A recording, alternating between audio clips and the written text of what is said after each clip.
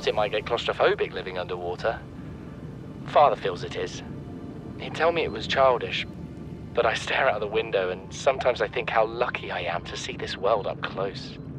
Back on the island, I wouldn't have believed the creatures that live down here. The fish, they glow. There's one that's 90% eyeball. Snakes twice the length of a habitat compartment. Certainly, it's not all friendly. Most of the plant life is toxic. I learned that the hard way. But I've managed to coax some marble melons into growing indoors.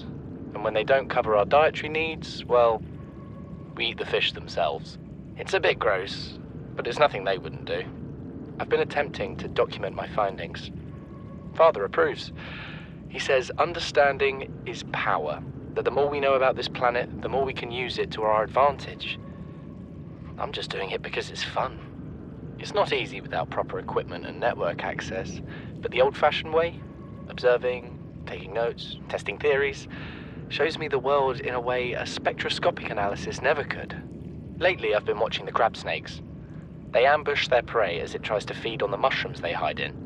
What they don't eat settles on the seabed, which fertilizes the mushrooms, which feeds the herbivores, and so the chain continues. Co-evolution gives me the fuzzies.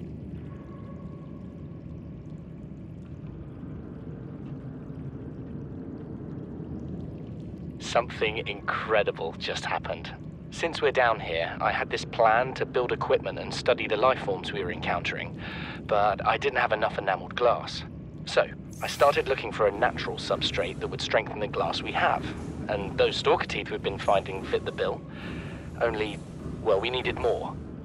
That's when Marguerite got interested. She actually listened to me, more than I can say for Father, and I worked up the courage to talk about my more tentative theories.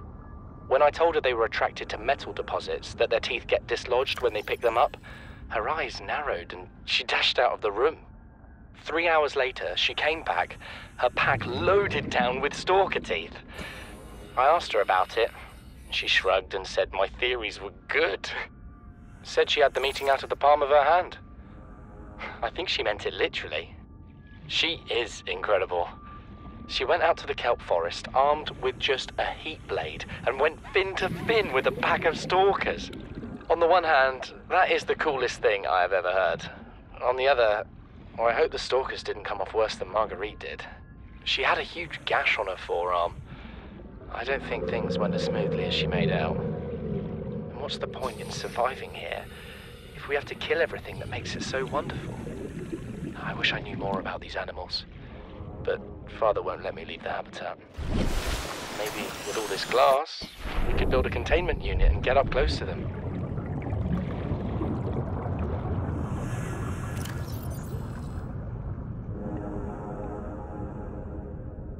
This is the first time I've seen sunlight in months. After all that time in the deep, I'd been dreaming of it. Now that I'm back here, I'm finding it hard to enjoy alone. Father was right. We should never have left this place. We shouldn't have gone so deep. They do not want us down there. Despite my best efforts, ill health is taking hold of me. The visions are getting worse. Marguerite and Father are now part of the ecosystem of this incredible planet. It's reassuring to know that when I go, I'll join them. Until then, well, there's always the view.